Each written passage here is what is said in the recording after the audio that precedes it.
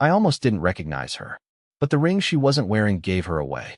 She was standing 12 feet from me at the checkout line of Rally's Market, of all places, holding oat milk and strawberries, her nails perfectly manicured, her smile glued on as if it had never been broken, as if she hadn't detonated my entire life and walked away without looking back.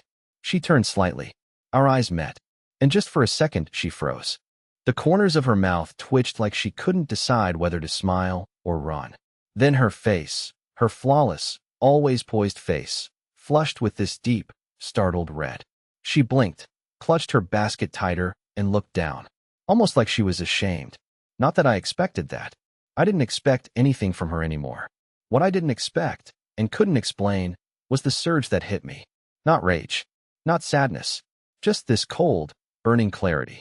Like every sleepless night, every maybe she'll come back dream, every broken version of me that crawled through the last 3 years, it all suddenly sharpened into a single truth. She didn't deserve to get the last word.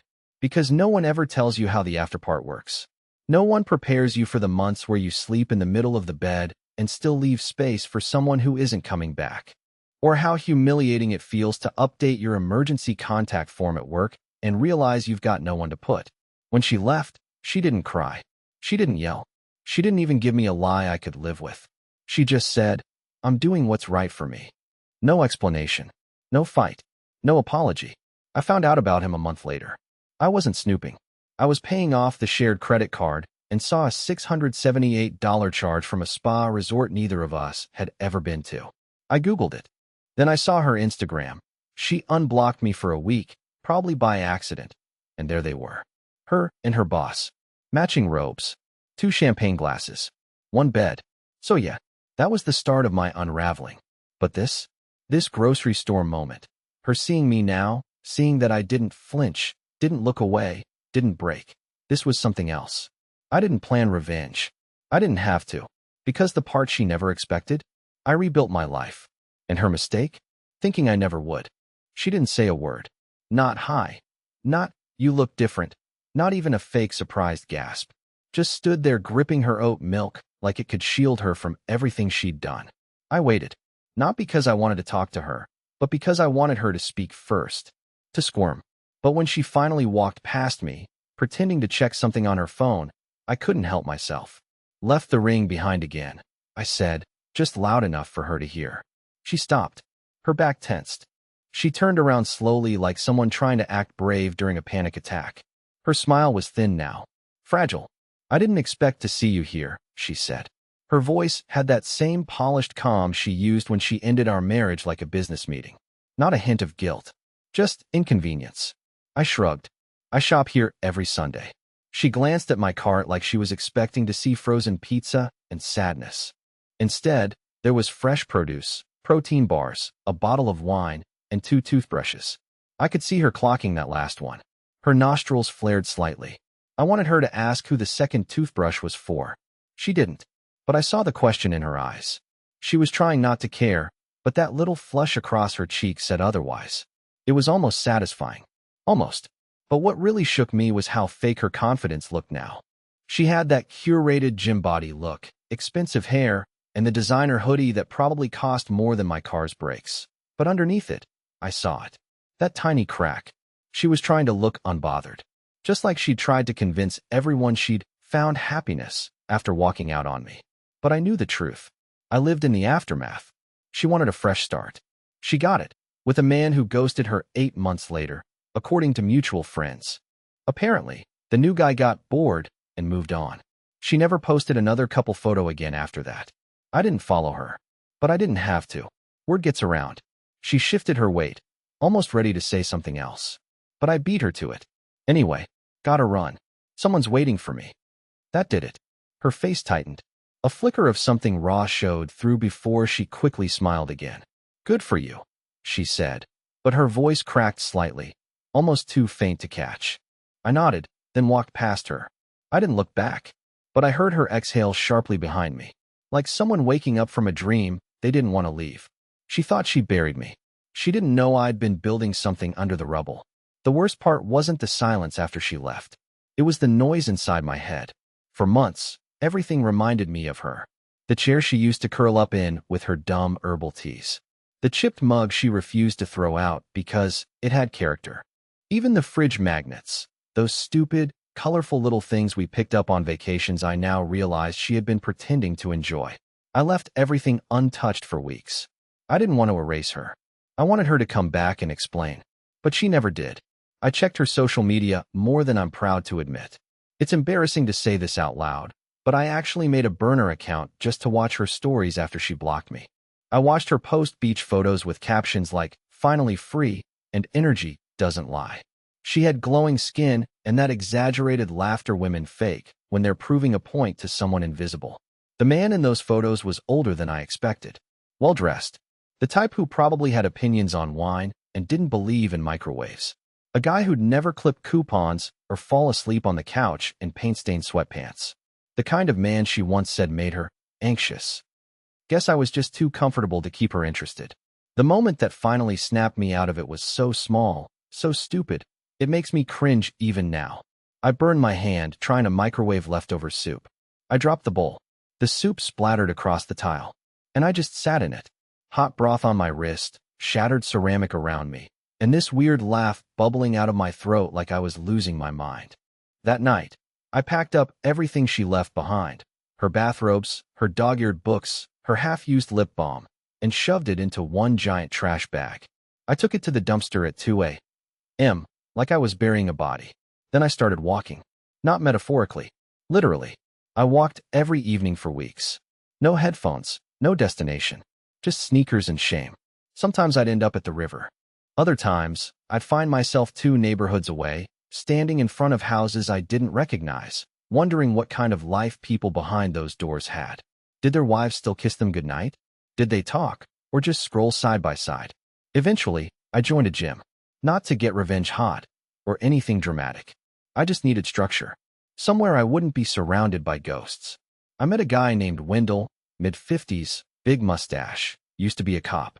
He showed me how to use the free weights and told me to quit whining and start lifting. I laughed for the first time in months. I didn't know it then, but that gym, that trash bag, that walk, it was the beginning. The beginning of the man she wouldn't recognize today. And I didn't become that man to make her regret anything. But the fact that she clearly did? Well, I'd be lying if I said it didn't feel good. It's funny how people assume healing comes with some dramatic turning point. Like a movie scene where you scream into the ocean and suddenly everything makes sense. That's not how it happened for me. Mine came in slow, quiet layers. Like peeling old wallpaper off a wall you didn't even realize was covered in mold. I didn't become someone new overnight. I became someone honest. With himself, mostly. I stopped asking why she left. I stopped needing to know if she missed me. And eventually, I stopped looking at her life online. I blocked her. Not out of anger, but because I didn't want to be tempted to compare anymore. I wanted a version of peace that didn't rely on knowing whether she regretted anything. But life has a way of giving you answers when you no longer need them. A few months before I ran into Emery at the store, I started seeing someone. Her name's Celeste. We met at a community art class I only signed up for because my therapist said I needed a hobby that didn't involve sweating or doom scrolling. She paints cityscapes. Not abstract, not flashy, just these quiet, moody pieces that feel like memories from a place you can't name. Celeste doesn't ask me for stories I'm not ready to tell. She doesn't probe. She doesn't compare herself to anyone who came before. She just shows up exactly as she is. And for the first time, I realized how exhausting it had been to love someone who was always halfway out the door. Still, I never told Celeste about Emery. Not in detail. Just that my marriage ended in a way I didn't see coming, and that I took too long to stop bleeding from wounds that were no longer visible. She nodded like she understood, like she'd been through her own storm. So when I saw Emery's face flush in that grocery store, when she noticed I'd moved on, it wasn't just the toothbrush in my cart that made her blink. It was the realization that I wasn't orbiting her anymore. I wasn't clinging to the memory of who she used to be. That version of her, the one I begged for affection, begged for answers. She no longer had power over me. But what I didn't expect, not in a million years, was what happened the next morning. I woke up to a friend request. From her. She had created a brand new account. No mutuals, no profile picture, just her full name and one message attached. Can we talk? I stared at the screen for a long time. Not because I was tempted, but because I didn't expect her to be the one reaching backward. She was the one who had it all figured out, remember? The one who walked away with her chin high and her therapist-approved Instagram quotes. So why was she trying to open a door she slammed shut 3 years ago? Curiosity is dangerous, even after healing. But I clicked on the message anyway. And what she wrote, it changed everything. Her message wasn't long. Just 9 words, actually. I know I don't deserve this, but please. That was it. No context. No apology. No explanation. Just a desperate line from a woman who once told me I was holding her back. Now she was the one knocking on a door she welded shut. I didn't respond right away. I stared at that sentence like it was a trap. Like answering it would pull me back into the hole I'd barely crawled out of. But the truth? Part of me needed to know. Not because I wanted her back. That part of me had died somewhere between the soup on the kitchen floor and the last empty night in that silent house. I just wanted to know what broke her. So I replied, careful and cold. What do you want, Emery? 3 hours passed. Then the typing bubble appeared.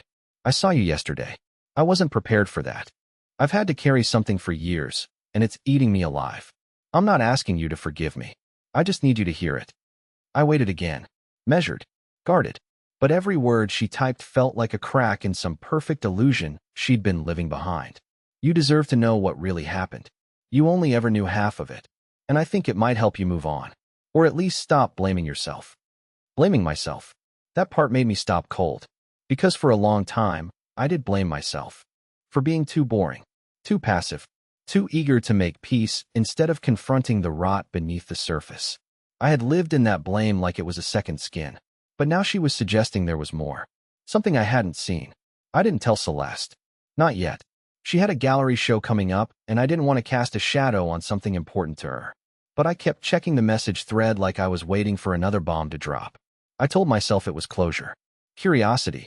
Some kind of emotional housekeeping. But deep down I knew. I needed the truth. And Emery, she wasn't done.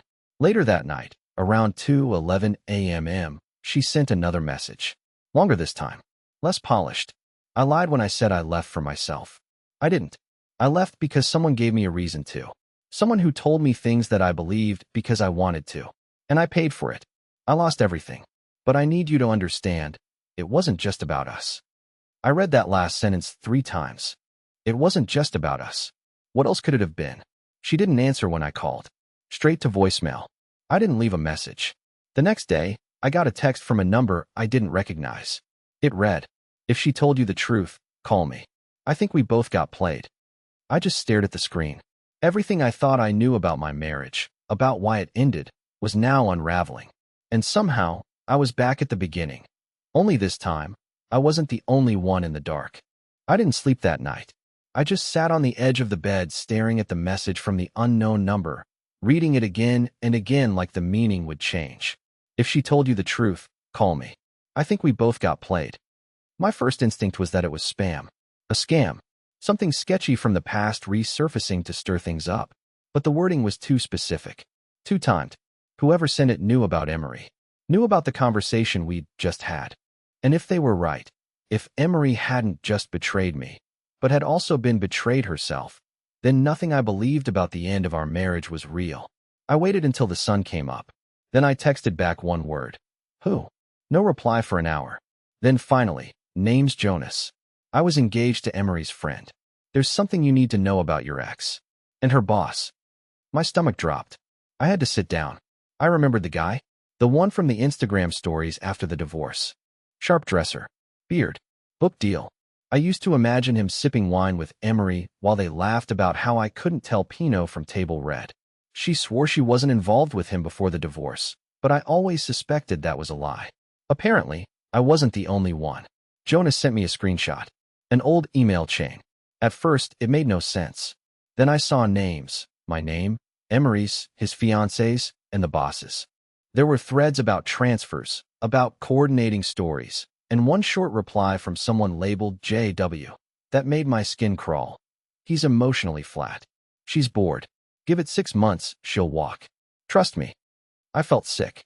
It wasn't just cheating. It was planned. Manipulated. Like someone was treating our relationship like a lab experiment, waiting to see how long it would take for me to break if they nudged things just right. And Emery, whether she knew the full extent or not, walked right into it. Or worse, chose to. I called Jonas. His voice was flat, tired, like a man who'd told this story too many times and never got any peace from it.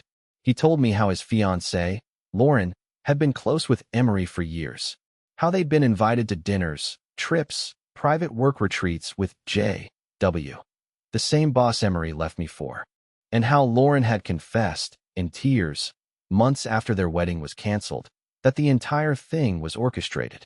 That J.W. had a habit of targeting vulnerable marriages, especially ones where the woman worked under him, and that he kept track of the men in the background like we were chess pieces. I barely spoke during the call. I just listened, heart pounding, mouth dry. Jonas said one last thing before we hung up.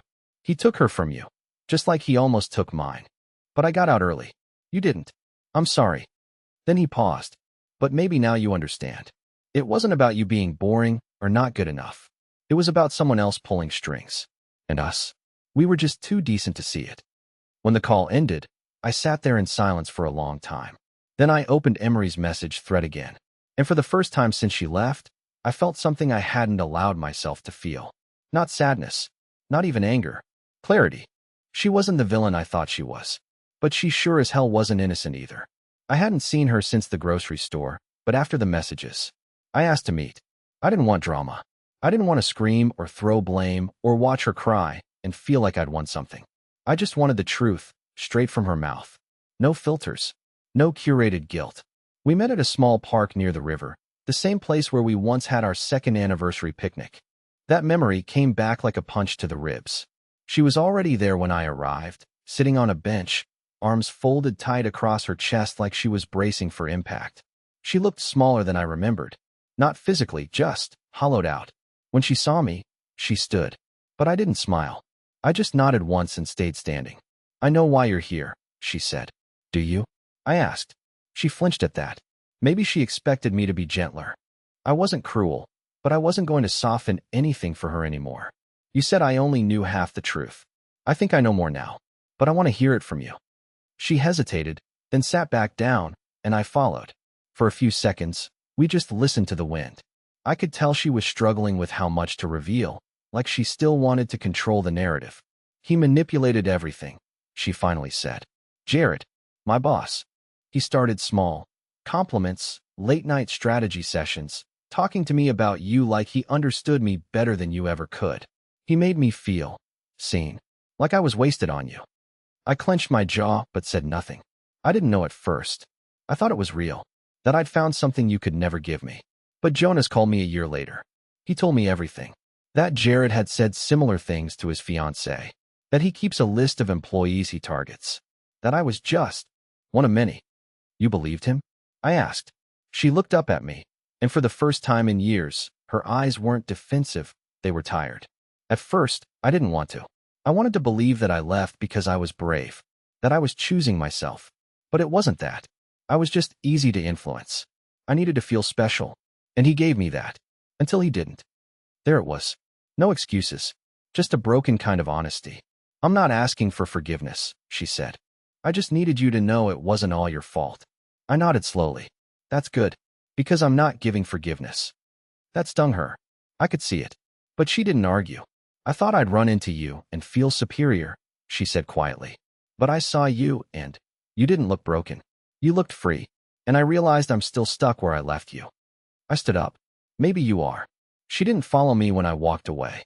She just stayed there, sitting on that old bench, staring at the water like it might answer a question she was too late to ask. It should have felt like closure. But I didn't feel anything. Because it turns out, the best revenge isn't making someone hurt. It's realizing you're no longer haunted by the pain they gave you. 2 weeks passed after that conversation in the park. She didn't reach out again. No follow-up messages, no last-minute pleas. Maybe she finally understood that not every door deserves to be reopened. Or maybe she was just tired of chasing the ghost of the man she thought would always be waiting. I told Celeste everything. Not just the surface-level version, but the whole truth. The divorce, the manipulation, the wounds I carried long after they stopped bleeding. I expected her to pull away.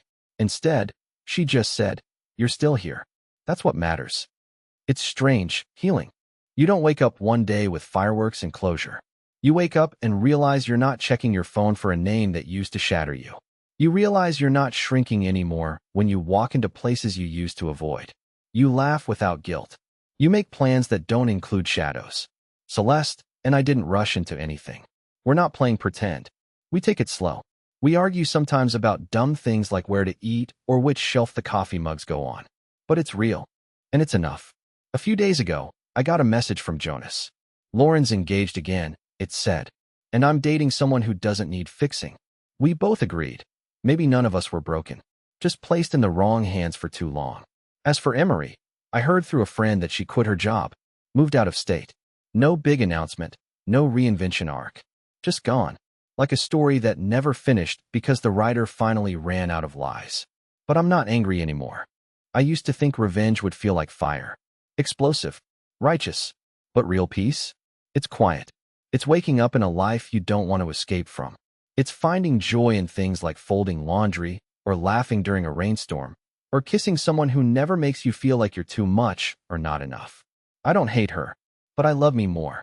And maybe that's the point.